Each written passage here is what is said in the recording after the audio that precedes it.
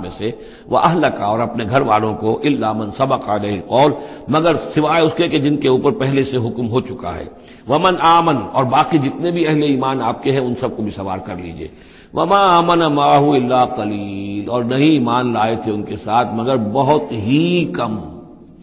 نہ ہونے کے برابر. قلیل جو ہے انگریزی میں اے لٹل اور دی لٹل ان دونوں میں جو فرق ہے یہاں قلیل جو ہے دی لٹل کے معنی میں آیا ہے کہ بالکل نہ ہونے کے برابر. وقال اركبوا فيها بسم الله مجريها ومرساها اور حضرت نوح نے فرمایا اب سوار ہو جاؤ اس میں اللہ کے نام کے ساتھ ہی ہے اس کا چلنا بھی اور اس کا لنگر انداز ہونا بھی. اللہ ہی اس کو چلائے گا بھی جب تک یہ پانی میں تیرتی رہے گی اور اللہ ہی کے حکم سے یہ لنگر انداز ہوگی جہاں بھی اللہ کی مشیت ہوگی کہ یہ لنگر انداز ہو جائے. ان ربی لغفور الرحیم یقینا میرا رب غفور الرحیم ہے. وہی تجری بہم فی موج کالجبال اب وہ کشتی چل رہی تھی ان کو لے کر موجوں میں اور موجیں پہاڑ جیسی موجیں. ونادى نوح ابنہ اور نوح نے پکارا اپنے بیٹے کو اسی کو یام کو یا کنعان کو.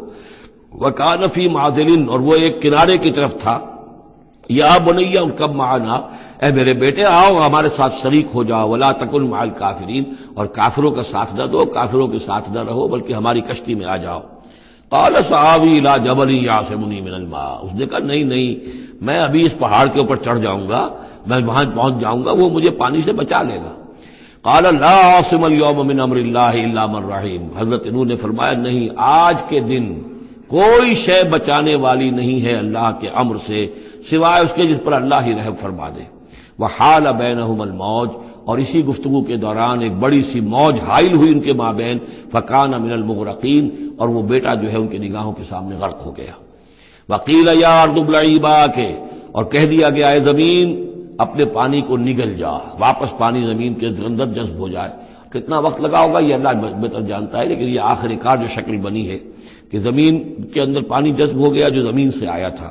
وَيَا سَمَاءُ أَقْلِعِي اور اے آسمان تو بھی اب تھم جا جو بھی بارش آنی تھی جو اس طوفان کے لیے اس کو بھی اختتام کا حکم ہو گیا. وَغِيضَ الْمَاءُ اور پانی سکھا دیا گیا. وَقُضِيَ الْأَمْرُ اور فیصلہ چکا دیا گیا. وَاسْتَوَتْ عَلَى الْجُودِيِّ اور وہ کشتی جو ہے جودی پہاڑ کے اوپر جا کر رک گئی. وَقِيلَ بُعْدًا لِلْقَوْمِ الظَّالِمِينَ اور کہہ دیا گیا ہلاکت اور دوری ہے اس قوم کے لیے کہ جو ظالم تھی یعنی اب اس کا نسیہ منسیہ ہو گئی اب اس کا نام و نشان موجود نہ رہا. وَنَادَى نُوحٌ رَبَّهُ اور پکارا نوح نے اپنے رب کو. فقال رب ان ابنی من اہلی انہوں نے کہا پروردگار میرا بیٹا میرے اہل میں سے تھا اور تیرا وعدہ تھا میرے اہل کو بچا لے گا. وَإِنَّ وَعْدَكَ الْحَقُّ اور تیرا وعدہ سچا ہے. وَأَنْتَ أَحْكَمُ الْحَاكِمِينَ اور یقیناً تو تمام حاکموں میں سب سے بڑا اور سب سے منصف اور سب سے عادل حاکم ہے. قال یا نوح انہ لیس من اہلک انہوں نے اللہ نے جواب دیا ہے نوح وہ تمہارے اہل میں سے نہیں ہے. انہ عمل غیر صالح اس کے اعمال اس کا کردار اس کے عقائد اس کے نظریات غیر صالح ہیں. فلا تسألن ما لیس لک بہ علم تو اب مجھ سے ان چیزوں کے بارے میں سوال نہ کرو جس کے لیے تمہارے پاس کوئی علم نہیں ہے. انی اعوذک ان تکون من الجاہلین اور میں تمہیں نصیحت کر رہا ہوں کہ تم جاہلوں میں سے نہ بن جاؤ. یہاں وہ یاد کر لیجئے سورہ نام کی آیت 35 اس میں حضور سے کہا گیا تھا فلا تکونن من الجاہلین. میں نے اس وقت بھی نوٹ کرا دیا تھا کہ یہ سخت ترین الفاظ یا حضور سے فرمائے گئے ہیں سورہ انعام میں اور یہاں پر سورہ ہود میں یہ آئے ہیں حضرت نوح علیہ السلام سے خطاب کرتے ہوئے. انی اعوذک ان تکون من الجاہلین.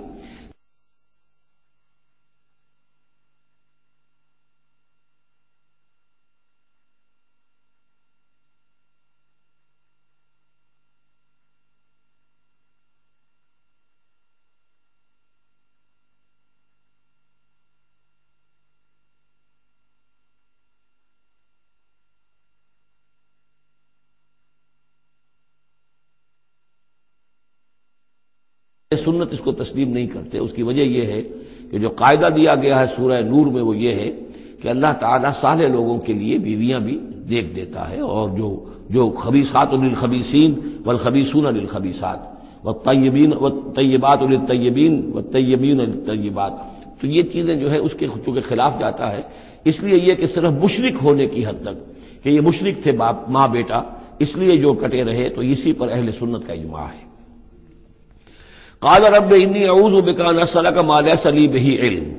حضرت نوح نے عرض کیا پروردگار میں تیری پناہ طلب کرتا ہوں اس سے کہ میں تجھ سے ایسی بات کا سوال کروں جس کے لیے کہ میرے پاس کوئی علم نہیں ہے،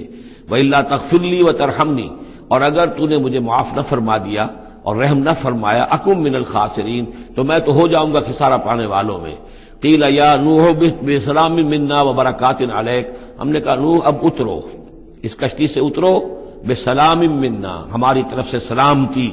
کے ساتھ، وبرکات، اور برکتوں کے ساتھ، علیکا، جو تم پر بھی ہوں گی، وعلی امم ممن معک،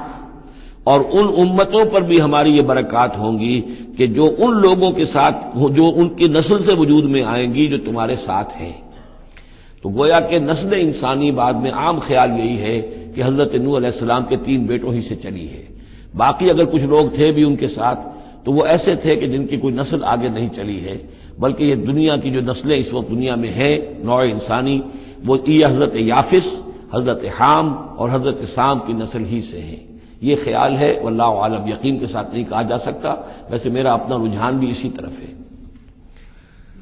حضرت یافس کی اولاد جو ہے وہ یہ جو پہاڑی علاقہ ہے، جیسا کہ ابھی آپ نے نقشے میں دیکھا تھا، اس سے اوپر جو ہے یہ سینٹرل ایشیا کے پہاڑ ہیں، اس پہاڑ کو کراس کیا انہوں نے، اور وہ جو پھر میدانی علاقہ ہے روس کا، اور اس کی طرف سے ہوتے ہوتے وہ سیرائے گوبی سے ہوتے ہوئے چین کا، تو حضرت یافس کی اولاد ادھر پھیل گئی ہے، یورپ سے لے کر اور چائنا تک، یہ سب یافس کی نسل ہے۔ حضرت حام کی اولاد مشرق اور مغرب میں چلی گئی، اسی پہاڑی سلسلے کے دامن میں ہوتی ہوئی، ایک شاخ ان کی ایران ہوتے ہوئے بھارت چلی گئی، انڈیا چلی گئی، سندھ اور ہند، اور ایک شاخ جو ہے سینائی پیننسولا کراس کر کے یہ سوڈان اور مصر چلی گئی۔ یہ ہے حضرت حام کی نسل میں سے۔ یہ عام طور پر جو ہمارے پرانے ماہرین انساب ہیں ان کا کہنا یہ ہے۔ انہی میں سے معلوم ہوتا ہے کہ جو یہ یورپین ہیں، جو کہ انڈو ایرانین جو کہلاتے ہیں ایرینز، تو یہ ایرینز جو ہے یہ سب حضرت حام کی اولاد میں سے معلوم ہوتے ہیں۔ ان میں سے گریکس بھی ہیں، اور ان میں رومنز بھی ہیں، اور ان میں جرمنز بھی ہیں۔ باقی جو ہے نسلیں جو ہیں یہ اینگلو سیکسنز، یہ ہیں حضرت یافسی کے نسل سے، جو اوپر سے جا کر اور یہ اسکینڈینیوین کنٹری سے ہو کر پھر نیچے اترے ہیں یورپ کی طرف۔ تو یہ جو ناردرنرز کہلاتے ہیں، دی نارڈک ریسز، شمالی اقوام جو ہے، اینگلو سیکسنز ان میں سے ہیں، لیکن جو مشرقی یورپ کی یہ اقوام ہیں، یہ اصل میں یہ بھی آریائی نسل جو ہے حضرت حام کی نسل میں سے، واللہ عالم۔ تو یہاں وہ الفاظ آ گئے تھے، قال یا نوح اہبط بسلام منا وبرکات علیک وعلی امم ممن معک، ان امتوں اور قوموں پر بھی سلامتی اور برکات جو ان میں سے ہوں گی جو تمہارے ساتھ ہیں، تمہارے ساتھ جو اس کشتی میں سوار ہیں، وَأُمَمٌ سَنُمَتِّعُهُمْ، اور کچھ اور قومیں بھی ہوں گی، فرقے ہوں گے جنہیں ہم کچھ سامان دیں گے دنیا کا، ثُمَّ يَمَسُّهُم مِّنَّا عَذَابٌ أَلِيمٌ، اور پھر ان کے اوپر ہماری طرف سے ایک بڑا زبردست عذاب آئے گا، جیسے کہ پھر قوم ہود پر اور قوم صالح پر آیا ہے۔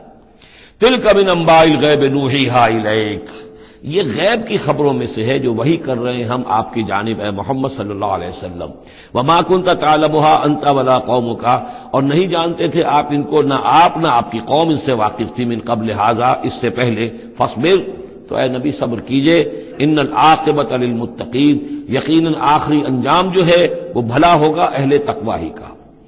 وَإِلَىٰ عَادٍ أَخَاهُمْ هُودًا، یہ سام کی نسل کی ایک شاخ جو نیچے اتری ہے اور یہ پہنچ گئی ہے جزیرہ نماء عرب کے تقریباً جو ساؤترن ڈیزرٹ ہے جو آج کا، اس کے اندر،